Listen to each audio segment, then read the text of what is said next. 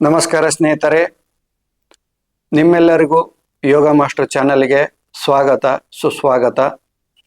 ತಾವ್ಯಾರು ನಮ್ಮ ಚಾನಲನ್ನು ಕೂಡಲೇ ಸಬ್ಸ್ಕ್ರೈಬ್ ಆಗಿ ಬೆಲ್ ಬಟನ್ ಒತ್ತಿ ಹಾಗೂ ನಿಮ್ಮ ಅಭಿಪ್ರಾಯ ಅನಿಸಿಕೆಗಳನ್ನು ಬರೆದು ತಿಳಿಸಿ ಹೆಚ್ಚು ಹೆಚ್ಚು ನಿಮ್ಮ ಸ್ನೇಹಿತರಿಗೆ ಶೇರ್ ಮಾಡಿ. ಒಬ್ಬ ಸಾಧಕರು ನನಗೆ ಅದ್ವೈತ ಸಿದ್ಧಾಂತ ಅಂದ್ರೆ ಏನು, ಅದ್ವೈತ ಅಂದ್ರೆ ಏನು ಗುರುಗಳೇ ಅಂತ ಪ್ರಶ್ನೆ ಮಾಡಿದ್ರು.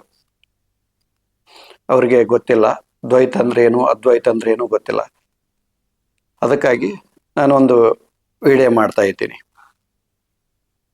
ನಮ್ಮ ಭಾರತ ದೇಶದಲ್ಲಿ ದ್ವೈತ ಸಿದ್ಧಾಂತ, ಅದ್ವೈತ ಸಿದ್ಧಾಂತ, ವಿಶಿಷ್ಟ ಅದ್ವೈತ ಸಿದ್ಧಾಂತ, ಆಮೇಲೆ ಶಕ್ತಿ ವಿಶಿಷ್ಟ ಅದ್ವೈತ ಸಿದ್ಧಾಂತ ಅಂದ್ರೆ ವಿಚಾರ ಭೇದ, ವಿಚಾರಗಳಲ್ಲಿ ಭೇದ ಇದೆ.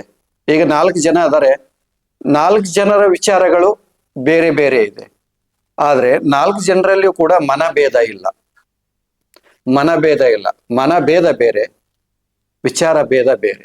ವಿಚಾರಗಳು ಬೇರೆ ಬೇರೆ ಆಗಿರ್ಬೋದು, ಅದರಲ್ಲಿ ಮನದಲ್ಲಿ ಭೇದ ಇಲ್ಲ. ಅಂದ್ರೆ ಈ 4 ವಿಚಾರಗಳು, 4 ತತ್ವಗಳು, 4 ಸಿದ್ಧಾಂತಗಳು ಸ್ವಲ್ಪ ಹೆಚ್ಚು ಕಡಿಮೆ ಅದನ್ನೇ ಹೋಲುವಂಥದ್ದು, ಸತ್ಯಕ್ಕೆ ಹತ್ರದಲ್ಲೇ ಇರುವಂಥವ್ರು. ಇವತ್ತು ನಾವೇನ್ ಮಾಡಿದ್ದೀವಿ ಅಂದ್ರೆ, ನಮ್ಮ ದೇಶದಲ್ಲಿ ಅವತರಿಸಿದಂಥ ಆಚಾರ್ಯರು ಅಂತ ನಾವೇನು ಕರಿತೀವಿ, ಶಂಕರಾಚಾರ್ಯರಾಗಿರ್ಬೋದು, ಮಧ್ವಾಚಾರ್ಯರಾಗಿರ್ಬೋದು, ರಾಮಾನುಜರಾಗಿರ್ಬೋದು, ಬಸವಣ್ಣವರು, ಅಲ್ಲಮ ಪ್ರಭು, ಅಕ್ಕಮದೇವಿಯರಾಗಿರ್ಬೋದು, ಇಂಥವರೆಲ್ಲ ಆಗಿರ್ಬೋದು. ಇವರು ಸಾಧನೆ ಮಾಡಿ ಅನುಭವ ಪಡ್ಕೊಂಡು ಅವರದೇ ಆದ ದಾಟಿಯಲ್ಲಿ ಅವರವ್ರದೇ ಆದ ಸಿದ್ಧಾಂತಗಳನ್ನು ಅವರು ಹೇಳೋದ್ರು.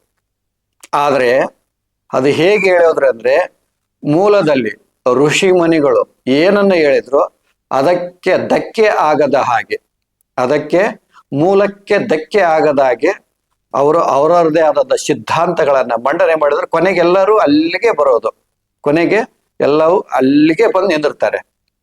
ಸ್ವಲ್ಪ ವಿಚಾರದಲ್ಲಿ ಭೇದ ಇರುತ್ತೆ, ಅಷ್ಟೇ ಬಿಟ್ರೆ ಇನ್ನೇನಿಲ್ಲ. ಇವತ್ತು ಸಮಾಜದಲ್ಲಿ ಏನಾಗ್ತಾ ಇದೆ ಅಂದ್ರೆ, ಇವತ್ತಿನ ಸಮಾಜದಲ್ಲಿ ಈ ಆಚಾರ್ಯರ ಒಂದು ಮಟ್ಟವನ್ನ, ಅವರು ಜ್ಞಾನದ ಮಟ್ಟವನ್ನ ಈ ಮೂಢ ಮನುಷ್ಯರು ಅವುಗಳನ್ನ ಅರ್ಥ ಮಾಡಿಕೊಳ್ಳಕ್ಕಾಗದೆ ಅವ್ರು ಏನ್ ಮಾಡ್ತಾರೆ ಅಂದ್ರೆ, ಎಲ್ಲರೂ ತಮ್ಮ ಮೂಗಿನ ಸೀದಾನೆ ಅವ್ರನ್ನ ಅರ್ಥ ಮಾಡ್ಕೊಂತಾರೆ. ತಮಗೆ ಏನ್ ಅರ್ಥ ಆಗಿದೆಯೋ ಅದೇ ರೀತಿ ತಮ್ಮ ಆಚಾರ್ಯರ ಬಗ್ಗೆ ಹೇಳಕ್ ಸ್ಟಾರ್ಟ್ ಮಾಡ್ತಾರೆ. ಇದು ಒಂದು ಮತದಲ್ಲಿ ಆಗಿರುವಂತಹ ಭೇದ ಅಲ್ಲ, ಒಂದು ಮತದಲ್ಲಿ ಆಗಿರುವಂಥದ್ದಲ್ಲ, ಎಲ್ಲಾ ಮತದಲ್ಲಿ ಇದಾಗಿದೆ. ಇವತ್ತು ಆಚಾರ್ಯ ರಾಮಾನುಜರಾಗಿರ್ಬೋದು, ಆಚಾರ್ಯ ಮಧ್ವರಾಗಿರ್ಬೋದು, ಅವರು ಸಾಧನೆಯನ್ನು ಮಾಡಿ ಯಾವ ಒಂದು ಪರಾಕಾಷ್ಠೆಯನ್ನು ತಲುಪಿದ್ರು, ಆ ಪರಾಕಾಷ್ಠೆಯನ್ನ, ಆ ಒಂದು ಹಂತವನ್ನ ಇವತ್ತಿಗೆ ಅವರನ್ನ ಫಾಲೋ ಮಾಡುವಂತ ಫಾಲೋವರ್ಸು ಮುಟ್ಟಕ್ಕಾಗೋದಿಲ್ಲ, ಮುಟ್ಟಿರೋದಿಲ್ಲ, ಮುಟ್ಟಿದವರು ಹೊರಗಡೆ ಬರೋದಿಲ್ಲ, ಹೇಳೋದಿಲ್ಲ. ಹಾಗಾಗಿ ಅವರ ವಿಚಾರಗಳನ್ನ ಅರ್ಥ ಮಾಡ್ಕೊಳಕ್ಕಾಗದೆ ಅದನ್ನ ತಪ್ಪಾಗಿ ಅರ್ಥ ಮಾಡ್ಕೊಂಡು ಅದನ್ನು ಇನ್ನೊಬ್ಬರಿಗೆ ತಪ್ಪಾಗಿ ಹೇಳುವಂಥವ್ರು ಬಹಳ ಜನ ಇದ್ದಾರೆ. ಇದು ದ್ವೈತದಲ್ಲಿ, ಅದ್ವೈತದಲ್ಲಿ, ವಿಶಿಷ್ಟ ಅದ್ವೈತದಲ್ಲಿ, ಶಕ್ತಿ ವಿಶಿಷ್ಟ ಅದ್ವೈತದಲ್ಲಿ ಎಲ್ಲ ಕಡೆಗೂ ನಾವು ಇದನ್ನೇ ಕಾಣ್ತೀವಿ. ನಾವು ಇದನ್ನೇ ಕಾಣುವಂಥದ್ದು. ನಾವು ನಮಗೆ ಎಷ್ಟು ಅರ್ಥ ಆಗುತ್ತೋ, ನಮ್ಮ ಮೂಗಿನ ಸೀದ ನಮಗೆ ಸರಿ ಅನಿಸ್ದಂಗ ನಮ್ಮ ಮತದ ಆಚಾರ್ಯರನ್ನ ನಾವು ಅರ್ಥ ಮಾಡ್ಕೊಂಡು ಜನಗಳಿಗೆ ಹೇಳಕ್ ಪ್ರಯತ್ನ ಮಾಡ್ತೀವಿ. ಆದರೆ ಅವರು ನಿಮ್ಮ ಅರ್ಥಕ್ಕೆ, ಅಂದ್ರೆ ನೀವು ಹೇಳುವಂತ ಅರ್ಥಕ್ಕೆ, ನಿಮ್ಮ ಪರಿಮಿತಿಗೆ ಒಳಪಡಕ್ ಸಾಧ್ಯ ಇದೆಯಾ, ಅದನ್ನ ನೀವು ಆಲೋಚನೆ ಮಾಡೋದೇ ಇಲ್ಲ. ಹಾಗಾಗಿ ಇವತ್ತು ಸಮಾಜದಲ್ಲಿ ಗೊಂದಲಗಳೆಲ್ಲ ಸೃಷ್ಟಿ ಆಗ್ತಿರೋದು. ಇದು ಎಲ್ಲ ಸಮಾಜದ್ದು ನಾನು ಹೇಳ್ತಾ ಇದ್ದೀನಿ, ಒಟ್ಟಾರೆ ಹೇಳ್ತಾ ಇದ್ದೀನಿ. ಅವ್ರು ಯಾರೇ ಇರ್ಬೋದು, ಮೂಲ ಪುರುಷ, ಒಂದು ಸಿದ್ಧಾಂತದ, ಒಂದು ತತ್ವದ, ಒಂದು ಮತದ ಮೂಲ ಪುರುಷ ಯಾರೇ ಆಗಿರ್ಬೋದು, ಆತನ ಒಂದು ತತ್ವವನ್ನ ಸರಿಯಾಗಿ ಅರ್ಥ ಮಾಡ್ಕೊಂಡು ಅನುಷ್ಠಾನಕ್ಕೆ ತರೋರು ಕೇವಲ ಬೆರಳೆಣಿಕೆ ಅಷ್ಟೇ ಜನ. ಆದ್ರೆ ಅದನ್ನ ಅಪಾರ್ಥ ಮಾಡ್ಕೊಂಡು ತಮ್ಮ ತಿಳಿದಾಗಿ ತಾವೇ ಅರ್ಥ ಮಾಡ್ಕೊಂಡು ಹೋಗೋರು ಬಹಳಷ್ಟು ಜನ. ನೋಡಿ, ನಾನೀಗ ಭಗವದ್ಗೀತೆಯಲ್ಲಿ ಶ್ರೀಕೃಷ್ಣ ಹೇಳಿರುವಂತ ಒಂದು ಶ್ಲೋಕವನ್ನ ನಾನು ಹೇಳ್ತೀನಿ.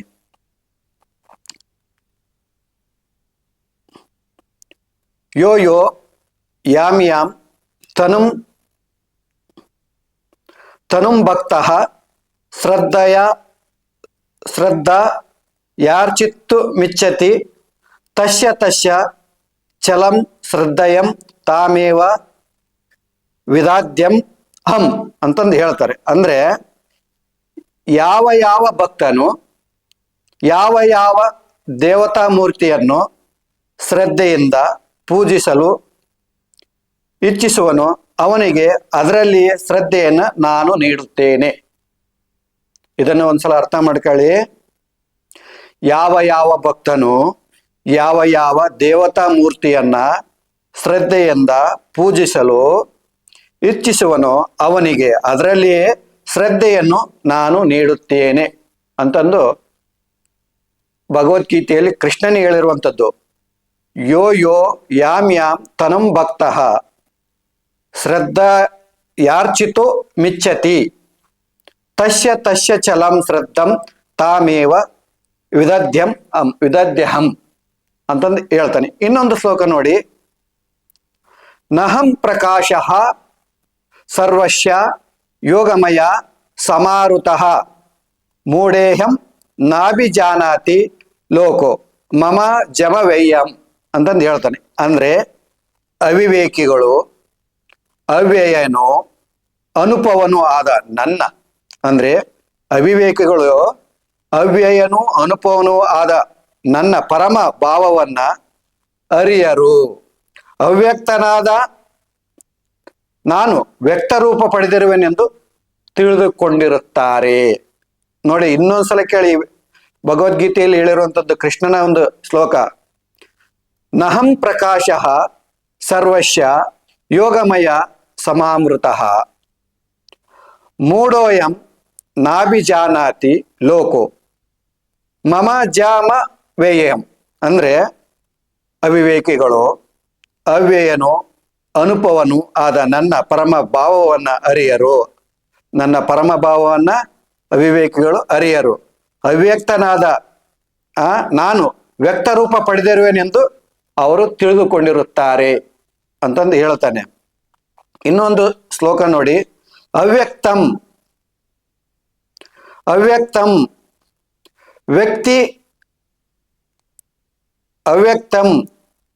ವ್ಯಕ್ತಿಮಾಪ್ನಂ ಮನ್ವಂತೆ ಮಮ ಬದ್ಧಯಃ ಪರಂ ಭಾವ ಮಜನಂತು ಮಮಾವ್ಯಯಮನತ್ತಮಂ.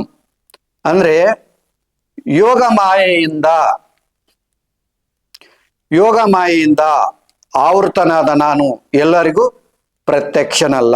ಈ ಮೂಢ ಜಗತ್ತು ನಾನು ಅಜ ಅವ್ಯಯ ಎಂಬುದನ್ನ ಅರಿಯರು. ಇದನ್ನ ಕೃಷ್ಣ ಭಗವದ್ಗೀತೆಯಲ್ಲಿ ಹೇಳುವಂಥದ್ದು. ಯೋಗ ಮಾಯೆಯಿಂದ ಆವೃತನಾದ ನಾನು ಎಲ್ಲರಿಗೂ ಪ್ರತ್ಯಕ್ಷನಲ್ಲ. ಈ ಮೂಢ ಜಗತ್ತು ನಾನು ಅಜ ಅವ್ಯಯ ಎಂಬುದು ಅರಿಯರು. ಇದನ್ನ ಭಗವದ್ಗೀತೆಯಲ್ಲಿ ಹೇಳಿರುವಂಥದ್ದು. ಇವು 3 ಶ್ಲೋಕಗಳು ಏನು ಹೇಳ್ತವೆ? ಇವು ಈ ಶ್ಲೋಕದ ಅರ್ಥವನ್ನ ನೀವು ಗ್ರಹಿಸಿದಾಗ ಅದ್ವೈತ ಸಿದ್ಧಾಂತದ ಪರಾಕಾಷ್ಠೆಯನ್ನು ಈ 3 ಶ್ಲೋಕಗಳು ಹೇಳುವಂಥದ್ದು. ಈಗ ಶಂಕರ ಭಗವತ್ಪಾದರು ಬರೋಕಿನ ಮೊದಲು ಅದ್ವೈತ ಸಿದ್ಧಾಂತ ಇತ್ತು. ಆದರೆ ಅದನ್ನ ತದನಂತರ ಬಂದಂಥವರು ಶಂಕರಾಚಾರ್ಯರು. ಅಲ್ಲಿ ಶಂಕರಾಚಾರ್ಯರು ಅದ್ವೈತದಲ್ಲಿ ಏನ್ ಬರ್ತಂದ್ರೆ, ಮೊದಲು ಬ್ರಹ್ಮ ಅಂದ್ರೆ ಯಾರು, ಮೊದಲು ಇದು ಬರ್ತೆ. ಬ್ರಹ್ಮ ಅಂದ್ರೆ ಯಾರು,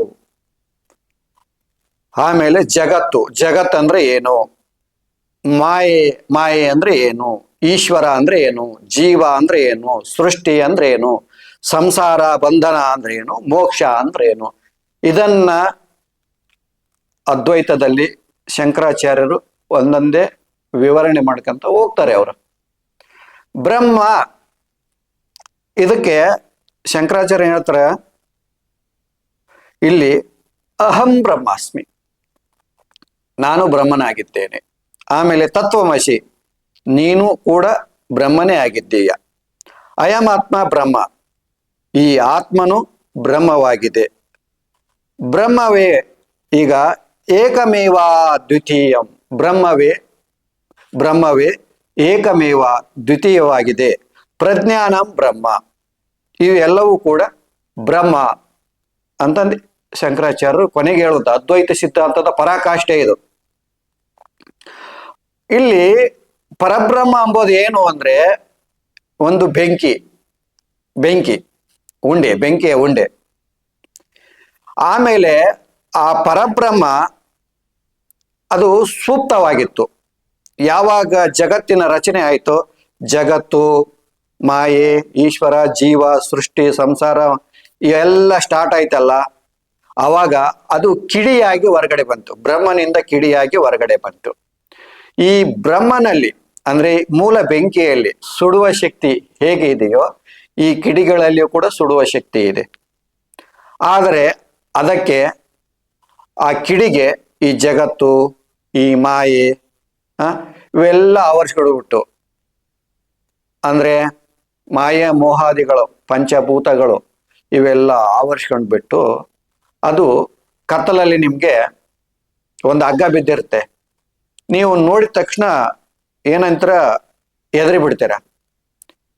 ಅದು ಹಗ್ಗ ಆವಾಯಿ ಕಾಣುತ್ತೆ, ಆವಂತಂದೇಳಿ ಭಯ ಬಿದ್ದು ಹೋಗ್ತೀರ.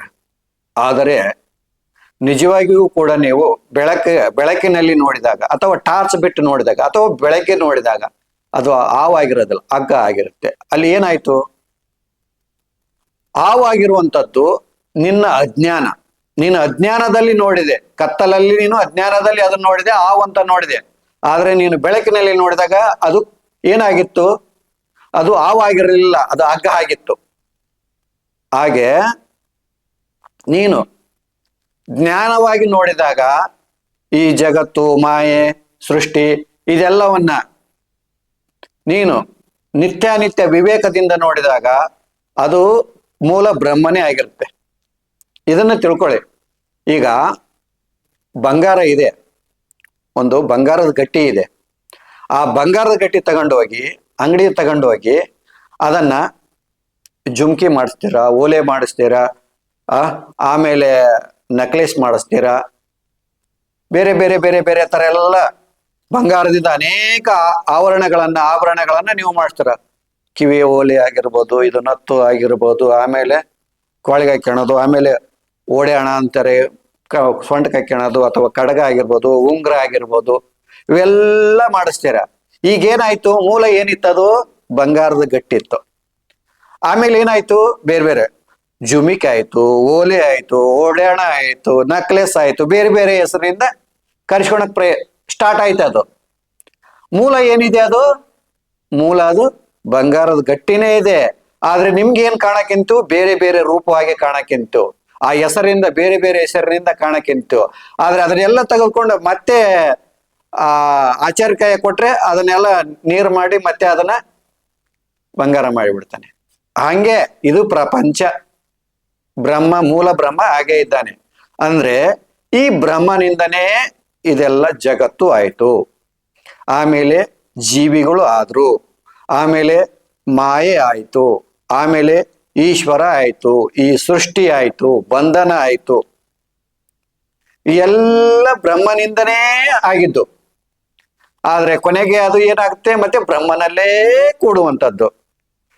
ಅದನ್ನ ನಿತ್ಯ ವಿವೇಕ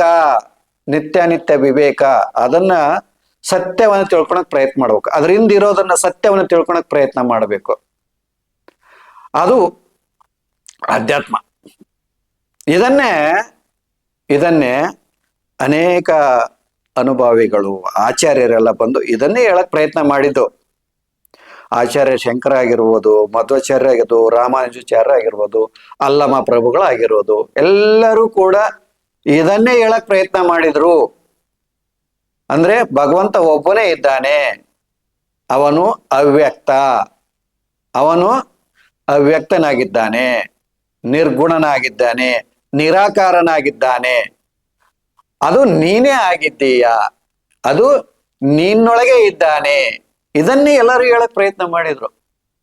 ಇವತ್ತು ಅಲ್ಲಮ ಪ್ರಭುಗಳ ವಚನಗಳನ್ನ ಬೆಳಗಿನ ವಚನಗಳಂತ ಕರೀತಾರೆ. ಅವುಗಳನ್ನ ನೀವು ಸರಿಯಾದ ರೀತಿಯಲ್ಲಿ ಅರ್ಥ ಮಾಡ್ಕೊಂಡ್ರೆ ಶಂಕರಾಚಾರ್ಯರು ಹೇಳಿರುವಂತ ಅದ್ವೈತ ಸಿದ್ಧಾಂತಕ್ಕೆ ಹೋಗುತ್ತೆ, ಅದು ಪರಾಕಾಷ್ಠೆಗೆ ಹೋಗುತ್ತೆ. ಅಕ್ಕಮಹಾದೇವಿ ಅವರಾಗಿರ್ಬೋದು, ಶಂಕರಾಚಾರ್ಯ ಇವರು ಅಲ್ಲಮ ಪ್ರಭುಗಳಾಗಿರ್ಬೋದು, ಇವರು ಹೇಳುವಂತ ವಚನ ಬೆಳಗಿನ ವಚನ. ಬೆಳಗಿನ ವಚನ ಅಂದ್ರೆ ಅದು ಮೇಲೆ ಒಂದ್ ಹೇಳುತ್ತೆ, ಅದ್ರಾಗಿನ ಒಳಗೆ ತಾತ್ಪರ್ಯ ಇನ್ನೊಂದು ಹೇಳುತ್ತೆ. ಅಂದ್ರೆ ಅಧ್ಯಾತ್ಮದ ಪರಾಕಾಷ್ಠೆಯನ್ನು ಹೇಳುತ್ತೆ. ನೀವು ನಿಜವಾಗಿಯೂ ಅಲ್ಲಮ ಪ್ರಭುಗಳ ವಚನಗಳನ್ನ ಅರ್ಥ ಮಾಡ್ಕೊಂಡಾಗ ಯಾವುದು ತತ್ವವನ್ನ, ಅದ್ವೈತ ತತ್ವವನ್ನ ಶಂಕರಾಚಾರ್ಯರು ಹೇಳಿದ್ರು, ಯಾವುದು ಅಹಂ ಬ್ರಹ್ಮಾಸ್ಮಿ ಅಂತ, ತತ್ವಮಸಿ ಅಂತ, ಅಯಮಾತ್ಮ ಬ್ರಹ್ಮ ಅಂತ, ಏಕಮೇವ ದ್ವಿತೀಯ ಅಂತ, ಪ್ರಜ್ಞಾನ ಬ್ರಹ್ಮ ಅಂತ ಯಾವುದನ್ನ ಶಂಕರಾಚಾರ್ಯ ಹೇಳಿದ್ರು, ಈ ಅಲ್ಲಮ ಪ್ರಭುಗಳ ವಚನಗಳು ಕೂಡ ಅಲ್ಲಿಗೆ ಕರ್ಕೊಂಡು ಹೋಗ್ತವೆ. ಅವು ಅಲ್ಲಿಗೆ ಕರ್ಕೊಂಡು ಹೋಗ್ತವೆ, ಮೂಲಕ್ಕೆ ಕರ್ಕೊಂಡು ಹೋಗ್ತವೆ. ಎಲ್ಲರೂ ಕೂಡ ಎಲ್ಲರೂ ಹೇಳುವಂಥದ್ದು ಅಲ್ಲಿಗೇನೆ. ಇದನ್ನ ಸರಿಯಾಗಿ ಅರ್ಥ ಮಾಡ್ಕೊಳ್ಳದೆ ನಾವೇನ್ ಮಾಡಿದ್ದೀವಿ, ನಾನು ಬೇರೆ ನೀನ್ ಬೇರೆ, ನೀನ್ ಬೇರೆ, ನೀನು ನನ್ನ ಜೊತೆ ಮಾತಾಡ್ಬೇಡ, ಅವನ ಜೊತೆ ನೀನ್ ಮಾತಾಡ್ಬೇಡ, ಇವನ್ ಜೊತೆ ನೀನ್ ಮಾತಾಡ್ಬೇಡ. ಈಗ ನಾವು ಏನ್ ಮಾಡ್ಬಿಟ್ಟಿವಿ ಅಂದ್ರೆ ನಮಗೆ ಬೇಲಿ ಹಾಕ್ಯಂಡ್ ಕುಂತ್ಕೊಂಡಿದ್ದೀವಿ, ನಮ್ಮ ಸಂಬಂಧಗಳಿಗೆಲ್ಲ ಬೇಲಿ ಹಾಕ್ಯಂಡು ಕುಂತ್ಕೊಂಡ್ಬಿಟ್ಟಿದ್ದೀವಿ. ಬೇರೆ ಬೇರೆ, ನಾವು ಬೇರೆ ನೀವು ಬೇರೆ ಅಂತಂದು. ಆಚರಣೆಯಲ್ಲಿ ಬೇರೆ ಇರ್ಬೋದು, ಮೂಲ ತತ್ವ ಒಂದೇ ಇದೆ, ಮೂಲ ತತ್ವ ಒಂದೇ ಇದೆ. ಶಂಕರಾಚಾರ್ಯರು ಶ್ರವಣ ಮನನ ನಿಧಿಧ್ಯಾಸ ಅಂತ ಹೋಗ್ತಾರೆ. ಶಂಕರಾಚಾರ್ಯರು ಹೋಗೋದು ಶ್ರವಣ ಮನನ ನಿಧಿಧ್ಯಾಸ ಈ ಮಾರ್ಗದಲ್ಲಿ ಅವ್ರು ಹೇಳ್ಕೊಂತ ಹೋಗ್ತಾರೆ. ಆದ್ರೆ ಈ ಬಸವಣ್ಣವರು ಅಲ್ಲಮ ಪ್ರಭುಗಳು ಯೋಗ ಮಾರ್ಗದಲ್ಲಿ ಹೋಗ್ತಾರೆ. ಅಲ್ಲಿ ಶಂಕರಾಚಾರ್ಯರಲ್ಲಿ ಪತಾಂಜಲಿ ಯೋಗ ಸೂತ್ರ ಅಡಗಿದೆ, ಇಲ್ಲಿ ಅಲ್ಲಮ ಪ್ರಭು ಬಸವಣ್ಣವರು ಅಕ್ಕಮಹಾದೇವರು ಇಲ್ಲಿ ಶಿವಯೋಗ ಸೂತ್ರ ಅಡಗಿದೆ, ಶಿವಯೋಗದ ಸೂತ್ರ ಅಡಗಿದೆ. ಅದು ಬೇರೆ ಅಲ್ಲ, ಪತಾಂಜಲಿ ಯೋಗ ಸೂತ್ರದ ಸೂತ್ರನೂ ಬೇರೆ ಅಲ್ಲ. ಸೂತ್ರಗಳು ಒಂದೇ, ದಾರಿ ಬೇರೆ ಬೇರೆ. ಆದ್ರೆ ಇಲ್ಲಿ ಅಲ್ಲಮ ಪ್ರಭುಗಳು ಬಸವಣ್ಣವರು ಈ ವಚನಕಾರ ಹೇಳುವಂಥದ್ದು, ಇಲ್ಲಿ ಆಡಂಬರ ಇಲ್ಲ, ಇಲ್ಲಿ ಆಡಂಬರಗಳಿಲ್ಲ. ತನ್ನನ್ನ ತಾನು ಅರ್ಥ ಮಾಡಿಕೊಳ್ಳುವಂಥದ್ದು, ತನ್ನೊಳಗೆ ತಾನು ನೋಡುವಂಥದ್ದು, ತಾನಾರು ಅಂತ ತಿಳ್ಕೊಳ್ಳುವಂಥದ್ದು. ಅಂದ್ರೆ ನೇರವಾಗಿ ಸುತ್ತು ಬಳಸಿ ಹೋಗೋಗಿಲ್ಲ. ಶಿವಯೋಗ ಅಂದ್ರೆ ಸುತ್ತಿ ಬಳಸಿ ಹೋಗೋದಲ್ಲ, ನೇರವಾಗಿ ಭಗವಂತನಲ್ಲಿ ಸೇರುವಂತಹ ಮಾರ್ಗವನ್ನ ಬಸವಣ್ಣವರು ಕೊಟ್ಟಿದ್ದು. ಅಂದ್ರೆ ಅಂಗದ ಮೇಲೆ ಲಿಂಗವನ್ನ ಕೊಟ್ಟರು, ಅದರ ಮೇಲೆ ಏಕಾಗ್ರತೆಯಿಂದ ತ್ರಾಟಕ್ ಸಾಧನೆ ಮಾಡುವಂಥದ್ದು, ನಿಮ್ಮಲ್ಲಿರುವಂಥ ಚಕ್ರಗಳನ್ನ ಜಾಗೃತಿ ಮಾಡಿಕೊಂಡು ಆಮೇಲೆ ತತ್ವವನ್ನ ಅರ್ಥ ಮಾಡ್ಕೊಂಡು, ಜ್ಞಾನವನ್ನ ಅರ್ಥ ಮಾಡ್ಕೊಂಡು ನಿರ್ಬೀಜನ ಆಗುವಂಥದ್ದು. ಅದು ಅಲ್ಲಮ ಪ್ರಭುಗಳು ಬಸವಣ್ಣವರು 12ನೇ ಶತಮಾನದಲ್ಲಿ ಕೊಟ್ಟಿದ್ದು. ಆದ್ರೆ ಅದನ್ನೇ ಬಸವಣ್ಣವರು ಕೂಡ ಈ ಶಂಕರಾಚಾರ್ಯರು ಕೂಡ ಅದನ್ನೇ ಹೇಳಿದ್ರು. ಶ್ರವಣ ಮನನ ನಿಧಿಧ್ಯಾಸದ ಮೂಲಕ, ಜ್ಞಾನದ ಮೂಲಕ, ಯೋಗದ ಮೂಲಕ, ಪತಾಂಜಲಿ ಮಹರ್ಷಿ ಯೋಗದ ಮೂಲಕ, ಪ್ರಾಣಾಯಾಮದ ಮೂಲಕ ಅದೇ ಗುರಿಯನ್ನು ತಲುಪುವಂಥದ್ದು. ಹಾಗೆ ಮಧ್ವಾಚಾರ್ಯ ಆಗಿರ್ಬೋದು, ರಾಮಾನುಜಾಚಾರ್ಯ ಆಗಿರ್ಬೋದು, ಅವರು ಕೂಡ ಮೂಲ ಸಿದ್ಧಾಂತ ವೇದಗಳು ಏನಿದ್ದಾವೆ ಅದನ್ನೇ ತೆಗೆದುಕೊಂಡು ಬಂದ್ರು. ಅದರ ಮೇಲೇನೆ ಅವರವ್ರದೇ ಆದಂತಹ ಸಿದ್ಧಾಂತಗಳನ್ನ ಜಗತ್ತಿಗೆ ಕೊಟ್ರು. ಆದ್ರೆ ಸ್ವಲ್ಪ ಆಚಾರ ವಿಚಾರದಲ್ಲಿ ಭೇದ ಇರಬೇಕೇ ಹೊರತು ಮೂಲ ತತ್ವದಲ್ಲಿ ಭೇದ ಇಲ್ಲ. ಯಾಕಂದ್ರೆ ಭಗವದ್ಗೀತೆಯಲ್ಲಿ ಕೃಷ್ಣ ಏನ್ ಹೇಳಿದ, ವೈಷ್ಣವರು ಭಗವದ್ಗೀತೆಯನ್ನಲ್ವ ಅಧ್ಯಯನ ಮಾಡೋದು. ಕೃಷ್ಣ ಏನ್ ಹೇಳಿದ್ದ, ನಾನು ಕಣ್ಣಿಗೆ ಕಾಣೋದಿಲ್ಲ, ನನ್ನನ್ನು ಯಾರು ಅರ್ಥ ಮಾಡ್ಕೊಂತ ಇಲ್ಲ, ನಾನು ನಿರಾಕಾರ ನಿರ್ಗುಣನಿದ್ದೇನೆ ಅಂತಾನೆ ಹೇಳಿದ್ದು. ಆದ್ರೆ ಆತನ್ನೇ ಸಹಕಾರ ಮಾಡಿ ಇವರು ಎಲ್ಲ ಪೂಜೆ ಮಾಡ್ಕೊಂತ ಹೋಗ್ತಾರೆ. ಸಹಕಾರದಿಂದನೇ ನಿರಾಕಾರಕ್ಕೆ ಹೋಗಬೇಕು. ಒಂದೇ ಸಲ ನಿರಾಕಾರಕ್ಕೆ ಹೋಗೋದು ಕೆಲವರಿಗೆ ಸಿದ್ಧಿ ಆಗೋದಿಲ್ಲ, ಸಿದ್ಧಿಸುವುದಿಲ್ಲ. ಅಷ್ಟು ಸುಲಭದ ಮಾತಲ್ಲ. ನೇರವಾಗಿ ನಿರಾಕಾರಕ್ಕೆ ಹೋಗೋದು ಕಷ್ಟ ಆಗತ್ತೆ. ಅದಕ್ಕೆ ಸಹಕಾರದಿಂದ ನಾವು ನಿರಾಕಾರಕ್ಕೆ ಹೋಗ್ಬೇಕು. ಇಲ್ಲಿ ದ್ವೈತ, ದ್ವೈತ ಅಂದ್ರೆ ಎರಡು, ದ್ವೈತ ಅಂದ್ರೆ ಎರಡು, ಅದ್ವೈತ ಅಂದ್ರೆ ಒಂದು. ಒಂದು ಎಲ್ಲವೂ ನಾನೇ ಅಂದ್ರೆ ಪರಬ್ರಹ್ಮ, ನಾನು ಪರಬ್ರಹ್ಮ, ಎಲ್ಲರಲ್ಲೂ ಪರಬ್ರಹ್ಮನಿದ್ದಾನೆ. ಎಲ್ಲ ವಸ್ತು ಅಣುರೇಣು ತೃಣಕಾಶಗಳಲ್ಲಿ ಪರಬ್ರಹ್ಮನಿದ್ದೇನೆ. ಪರಬ್ರಹ್ಮದಿಂದ ಈ ಸೃಷ್ಟಿ ಸ್ಥಿತಿ ಎಲ್ಲ ನಡೀತಾ ಇದೆ. ಅವನೇ ಮೂಲ ಕಾರಣ. ಅದು ಏಕಮೇವ ಅದ್ವಿತೀಯ. ಇದು ಅದ್ವೈತದ ಪರಾಕಾಷ್ಠೆ.